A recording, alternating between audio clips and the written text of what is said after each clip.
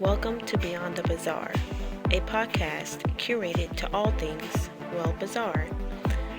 My name is Brianna, and I will be sharing with you urban legends, lore, ghost stories, and more from around our planet.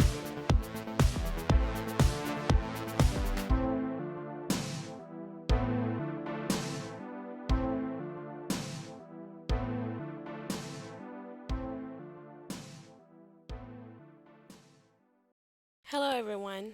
Happy Tuesday. Welcome back to Beyond the Bizarre. I'm Brianna, your host, and I cannot wait to go down a rabbit hole with you guys on this episode of Beyond the Bizarre.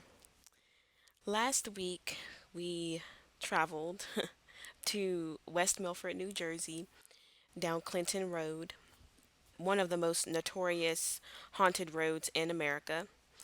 And we learned a lot of interesting things for sure on that episode between ghost Camaros, ghost dogs, ghost boy bridges. All of that was really, really interesting and really cool that we learned about last week and that we had discussed.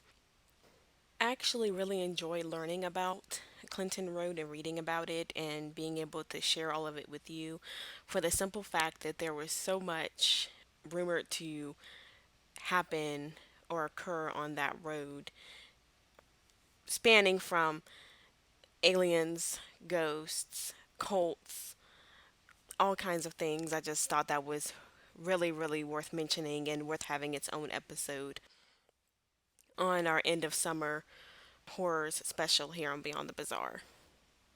On this week's episode, the third episode of our end of summer horrors special, we're actually focusing on international stories and legends.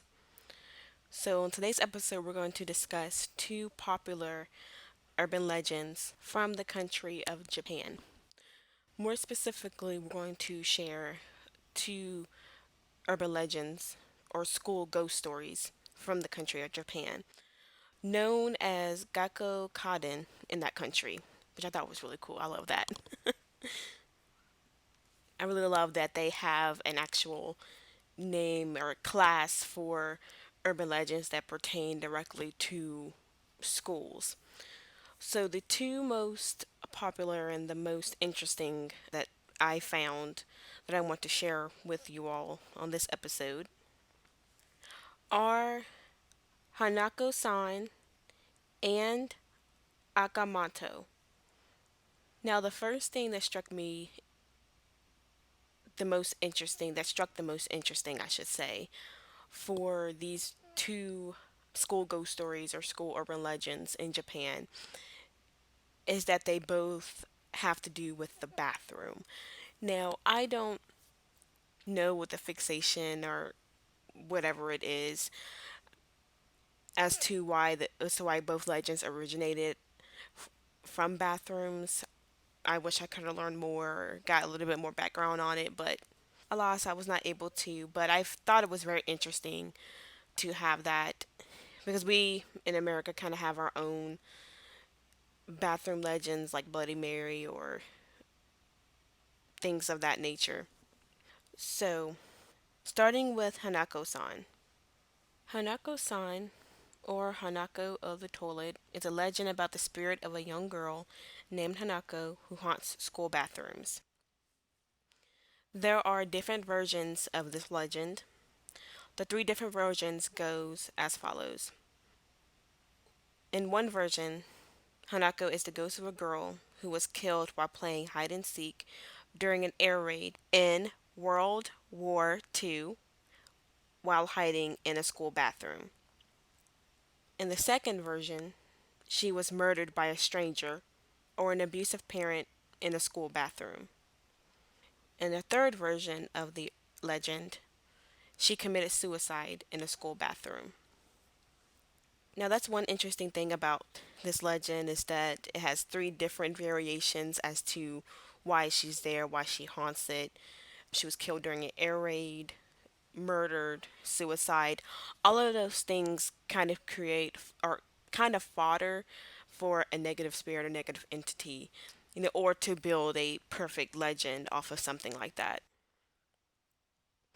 So the story of Hanako-san achieved notable popularity in Japanese primary schools, where children would challenge other students to summon Hanako-san, kind of as a rite of passage. Like before you're able to be in with us, you have to summon her. Goes back to what I said before. In many American schools, they have the Legend of Bloody Mary, where in schools their kids are tasked to summon Bloody Mary, and in some cases they even tried to summon Candyman as well. Kind of the same type of legend. Just I'm not sure if this legend actually involves chanting in front of a mirror, but we'll soon see.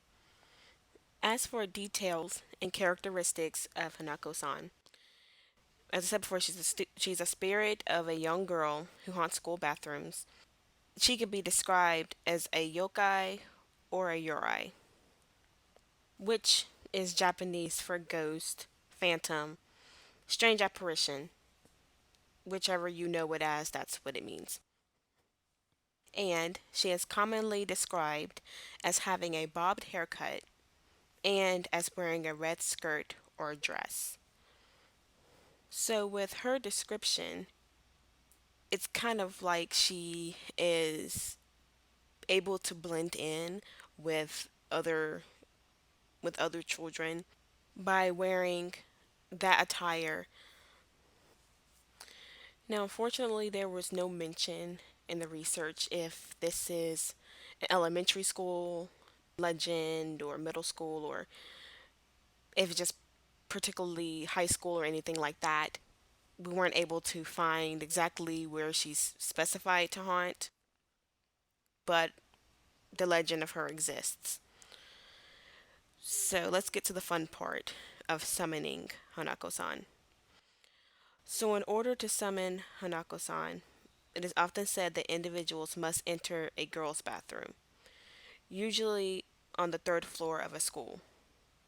They then have to knock 3 times on the third stall and ask if Hanako-san is present.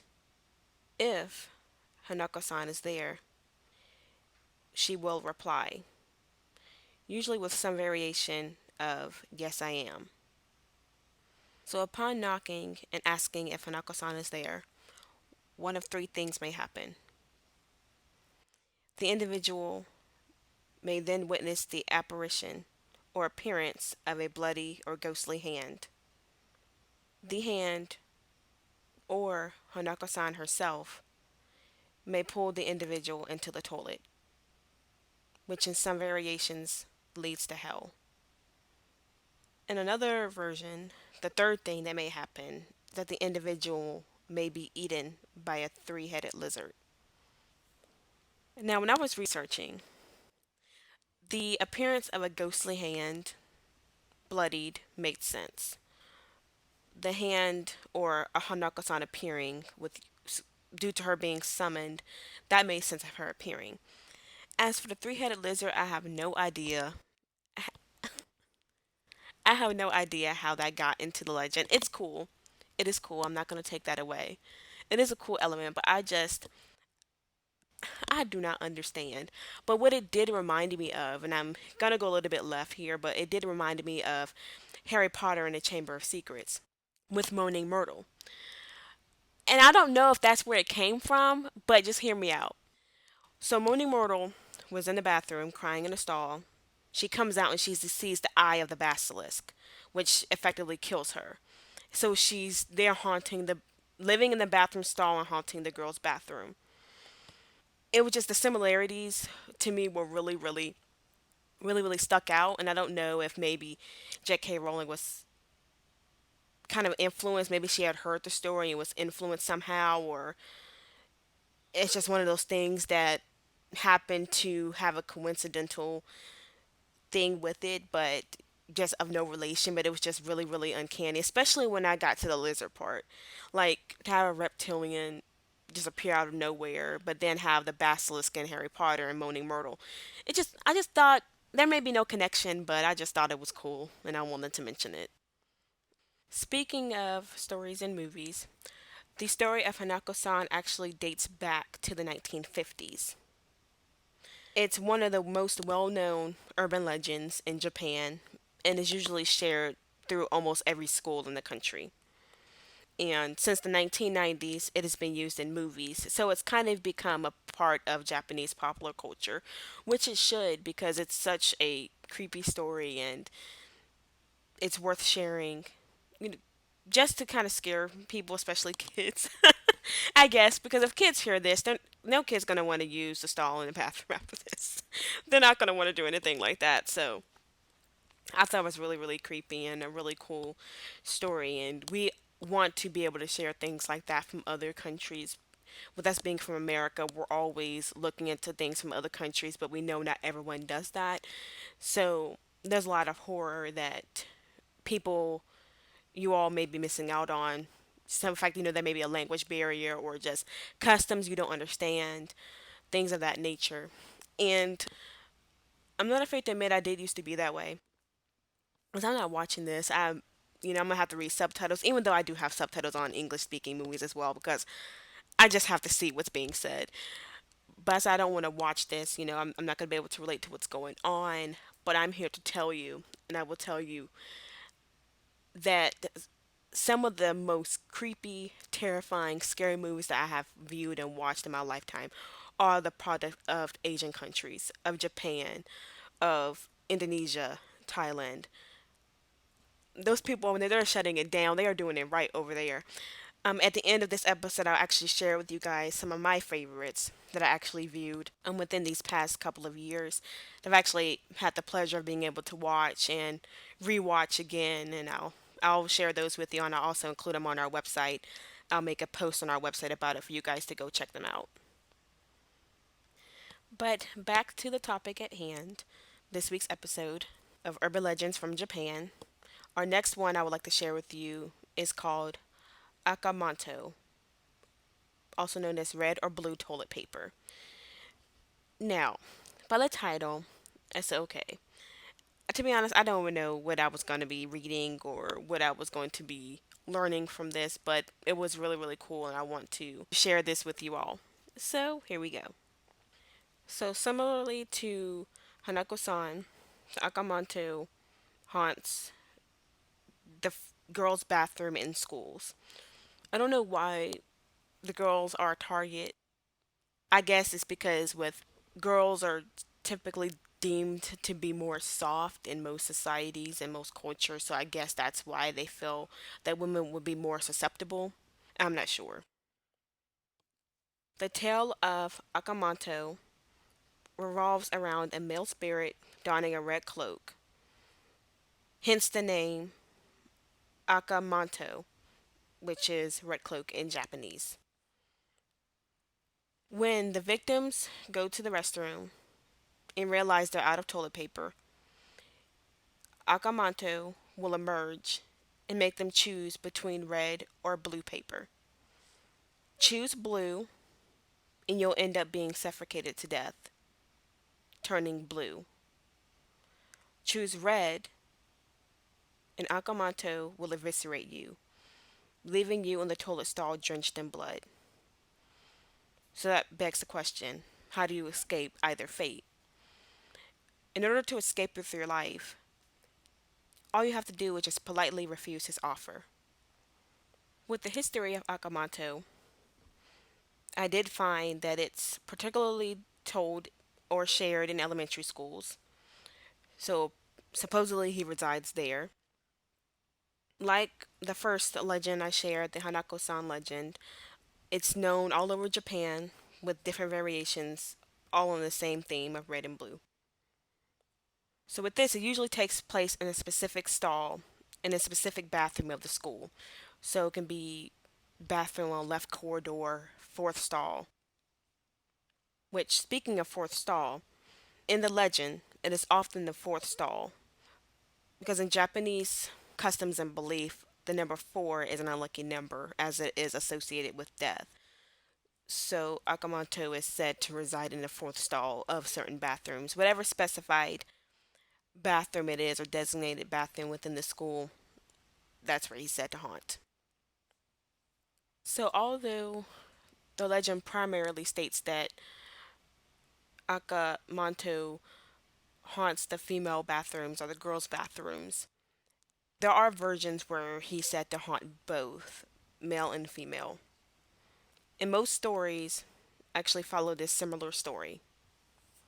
While studying at school late in the evening, a student suddenly finds him or herself needing to go to the bathroom. The closest bathroom available is the one that students normally do not go to. It is one of the older bathrooms and is not well maintained. And it's also separated from the rest of the school and is rumored to be haunted. But with no time to search for a different restroom, and with it getting later in the night and the student needing to be home soon, the student makes the decision to enter the decrepit bathroom. As soon as they enter, feeling uneasy, they rush to the fourth stall to do what they need to do. When they have finished, they reach for the toilet paper, only to find that there is none. They then hear a strange voice. Do you want red paper or blue paper? The student pauses for a moment, thinking. They could have sworn that no one else was in the school, but maybe someone else was there and needed to use the restroom too, and this was the closest one for them as well. The student answers, red paper. A moment later, the student is stabbed and sliced up so violently that blood sprays everywhere, soaking their body and making it look as they were wearing a bright red cloak. The rumors of death soon spread around the school. Sometime later, another student finds himself in the same situation after having stayed at school and in need of a toilet. Now, this student had recently heard about the death of the other, but they had no choice but to use this particular bathroom anyway. When they enter the bathroom and get in the stall, sure enough, the voice asked them, red paper or blue paper? The student remembering what happened with the other student, which soon became legend. The student says, blue paper, in order to avoid the same fate of being stabbed. Shortly after, all of the students' blood is sucked out of their body, leaving them dead and blue faced on the bathroom floor. That is the main story that is told of Akamanto. Now, there are some different ending variations. In some cases, instead of draining the victim's blood, blue paper gets you strangled until your face turns blue. Sometimes answering red gets your skin flayed so that it hangs off of your back like a red cape, pretty much playing on the name of Akamanto. In other versions, instead of being killed, the student's skin color will change permanently to whatever color he or she chooses. So that's kind of like, I guess, a tamer version. If someone wants to kind of creep someone out without being morbid or macabre about it, I guess, they tell that they tell that version. Just you're not gonna get killed, just your skin's gonna turn colors, which is probably just as terrifying to some people as being killed, I suppose. Other variations, the potential victims who survive and tell the story to others fall terribly ill and die shortly after. And in other versions, the consequences of answering are worse than death, such as being dragged into the underworld, never to be seen again. So that kind of takes us back to Hanako-san, where she is said to appear and drag the victims down to hell. Akamanto is said to also do the same thing in some variations. As for the true identity of Akamanto, there are different variations of who he is said to really be. Some people said he is an actual person hiding in the adjacent stall, a serial killer that attacks victims. I don't know if that's supposed to be like if he's playing on the legend and just killing the victims based on the legend, or the legend just a product of his killing. I'm not too sure, but that's one of the variations of the legend. States that he's a serial killer, not an actual spirit. In other versions, of course, he is a spirit that appears, and he kind of has like a sickly bluish white face, and he's really tall. That's in one version. And in some versions, he's a hairy yokai called a kanade who lives in the toilets, and he likes to stroke people's butts. I'm sorry, I had to stifle a giggle because I try to be serious with these type of things, and I know if I'm sitting on a toilet and I feel something stroke my butt, I'm gonna be freaked out. So I don't want to laugh, but I did kind of get a chuckle out of that because I don't know. I guess I'm just immature, I guess, but I can see how that being scary with young children. The thought of something like that happening, that can be utterly terrifying. The legend of Akamanto is one that I found that has a few different variations. For example, with the red paper or blue paper, there are some variations where he would say red vest or blue vest, red hand or blue hand, red tongue or blue tongue. And in some variations, the colors are actually red or white instead of red or blue. In this variation, when the choices are red paper or white paper, red often results in a red tongue rising out of the toilet to lick the student's rear end. Oh dear God.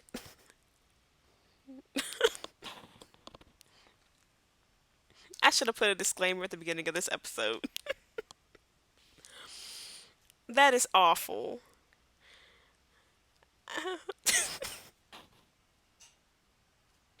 And the white results in a white hand rising up to stroke the student's rear end. Oh my gosh. I swear, whoever came up with this legend or whoever added this variation in, I'm sorry, it's not funny, but I don't know. I just got this from research. Moving on from that, one of the less common choices or less known variations are red paper or purple paper. Choosing purple always allows the students to escape unharmed. Choosing red causes the student to be pulled down through the toilet into the plumbing. So this last variation I feel is kind of another toned down version. Instead of them being skinned alive or choked or all their blood drained out or having their butt stroked, the purple allows them to just bypass and leave intact, nothing happens. Whereas the red, you're just pulled down to the toilet and nothing much else is said about the fate. So it's kind of like cleaner version, I guess, more of a PG version, if you will. Speaking of bypassing, there are ways to bypass the Akamanto. So there are some clever students who bring extra toilet paper with them, only to discover that it vanishes before they're able to even use it. And they still find themselves having to answer the Akamanto. There are students who choose a different color other than those offered in hopes to confuse the spirit are met with an equally horrible death. So in the one version, instead of saying red or blue, the student will say yellow paper. And that results in the student's face being pushed into dirty water and held there until they drown. Now, this legend, like I said, is interesting, but it's all sorts of messed up. It is between, I'm not going to go over the whole hand butt thing, but even if they try to say yellow paper or try to say another thing in order to confuse the spirit, they still end up meeting an equally horrible death. Like having your face down in the toilet is just, oh. Moving on. As I previously stated earlier, there are students who have been able to escape by saying, I don't need any paper. Buy them just enough time to run out of the bathroom before anything happens. So, as I stated, they can say, they can refuse the offer, say, I don't need any paper. But there's not, I was able to find anything that states what exactly happens if they refuse. Because I guess people who have tried it or have experienced it, or per the lore, they usually run quickly after that, so it's not much known as to what happens. So, with all these different variations, it makes sense to kind of dabble into the origins of the Akamanto. The Akamanto began as a schoolyard rumor as early as the 1930s. This story has been around for a long time, and its popularity hasn't faded, even with the appearance of stories such as Hanako-San. And I guess in a way, this story of Aka Manto kind of influenced, possibly did influence the appearance of Hanako-san as a legend. There have been a few theories as to what's kept Akamanto so popular in the country after all this time. And it's been stated that due to the legend, it may be a reflection of the anxiety of simply being a student, having to go to the restroom when no one's there.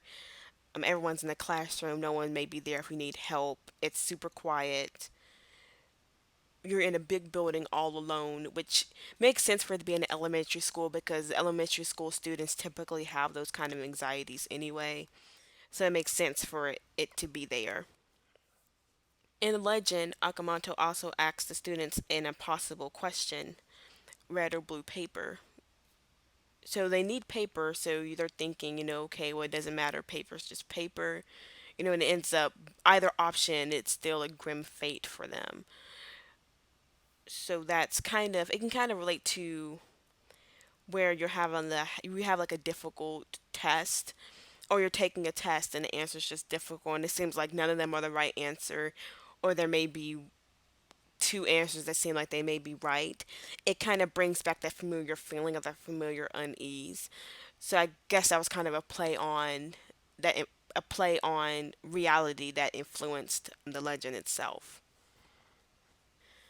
Moving on to present day, the word manto is Japanese for cloak or cape. So naturally, Akamanto is usually depicted or drawn wearing a long red hooded cape. So back in the 30s, when the legend was first born, Manto referred to a shorter sleeveless kimono jacket. So back then, he would have been portrayed as wearing a kimono. Whereas with the changing of the word and the changing of customs, the appearance has also changed, as well as the legend itself. And I thought that was very interesting as to how his appearance changed just by the changing of a word. As the result of this change, there are different depictions or visuals based on who's telling the story, if it's being passed down from an older generation to younger.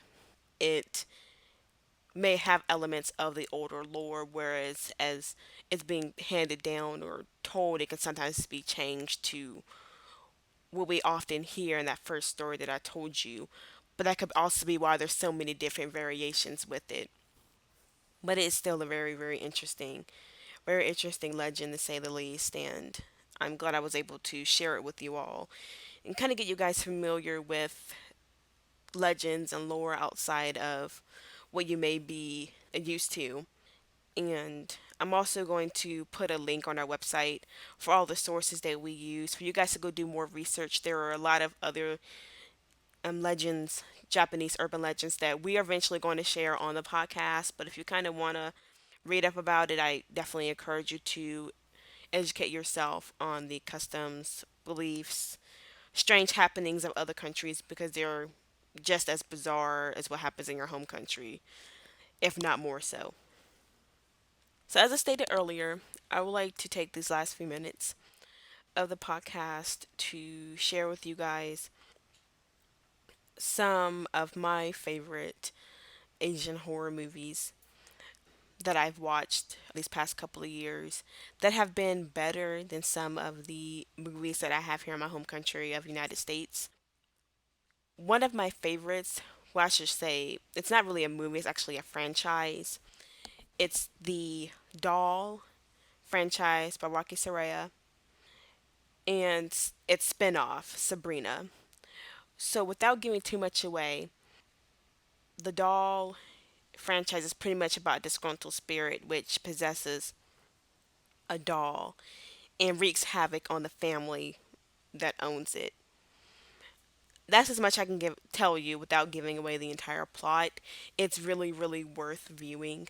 I find with a lot of Asian ghost movies or paranormal movies, most of it centers on a disgruntled or wronged spirit.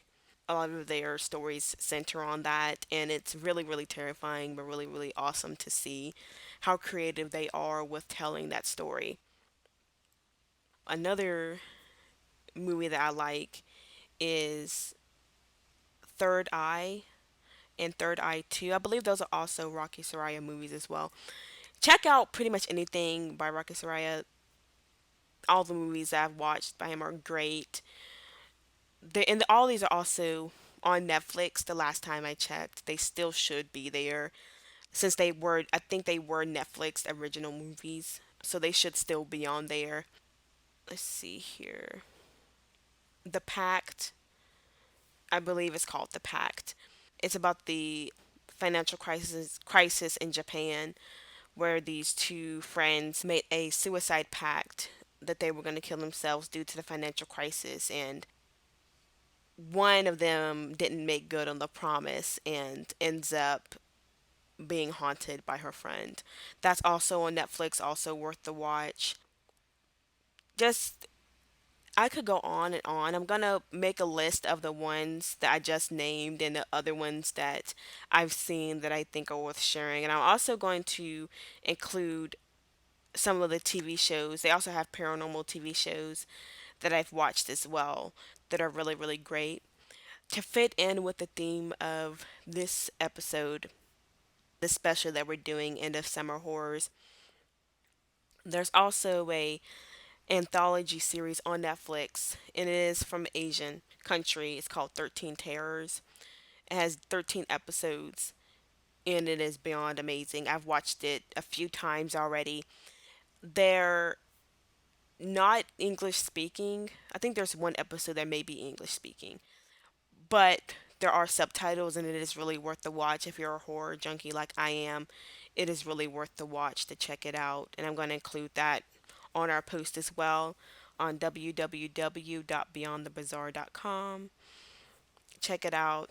I encourage you, and if you want to, you can let us know what you think. You won't regret it. I promise you. It's amazing. So, with that being said, I did want to close the show by saying next week is our last week of End of Summer Horrors, episode, well, part four, I should say. And we're going to end it with something a little bit different, something unique, a story from our own hometown, along with some various ghost stories that we were able to find from multiple colleges here in the United States. So I can't wait to share that with you all next week. So see you guys then. Until then, stay bizarre and have a great night.